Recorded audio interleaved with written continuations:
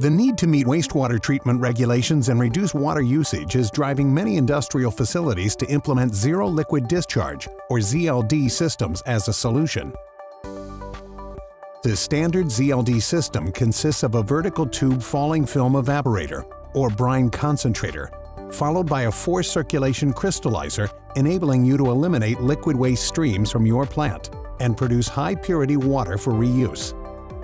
Feed wastewater is transferred from a wastewater pond or tank and is pumped into a feed tank.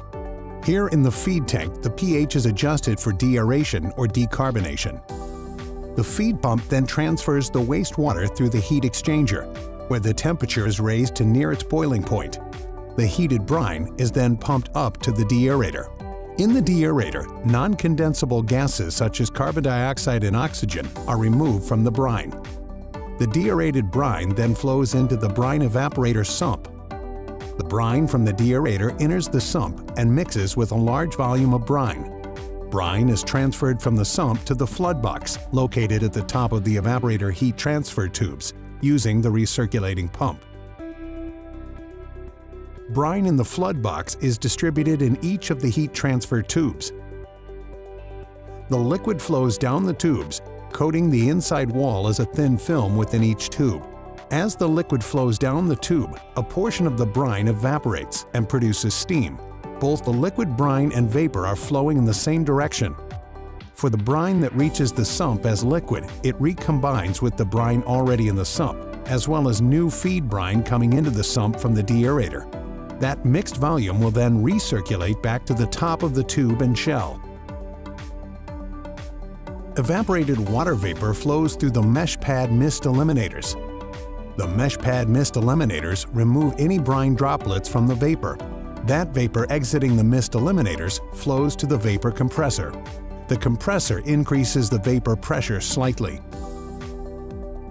The compressed vapor flows to the shell side of the heat transfer tubes of the brine evaporator. The vapor condenses on the outside of the vertical tubes. The condensed vapor flows down the outside of the heat transfer tubes and is recovered as a distillate. The distillate flows to the distillate tank and then is pumped through the heat exchanger. Hot distillate is cooled to heat incoming feed water. The cool distillate is available for reuse or recycle. Concentrated brine from the brine evaporator is sent to the brine crystallizer. The concentrated brine is routed to the shell and tube brine heater. The concentrated brine is heated to above its boiling point in the brine heater. The heated brine then enters the crystallizer vapor body. Upon entering the vapor body, the heated brine flashes. When the brine flashes, water evaporates from the brine as steam vapor. This concentrates the brine, and crystals form in the circulating brine.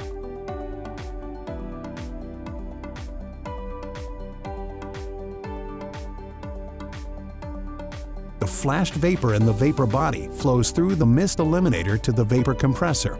Vapor from the compressor is routed to the shell side of the shell and tube heater, where it condenses and is recovered as condensate. Recovered distillate is available for recycle and reuse. The crystallized solids are further processed by a filter press or centrifuge to achieve zero liquid discharge, and in some cases used as a valuable byproduct.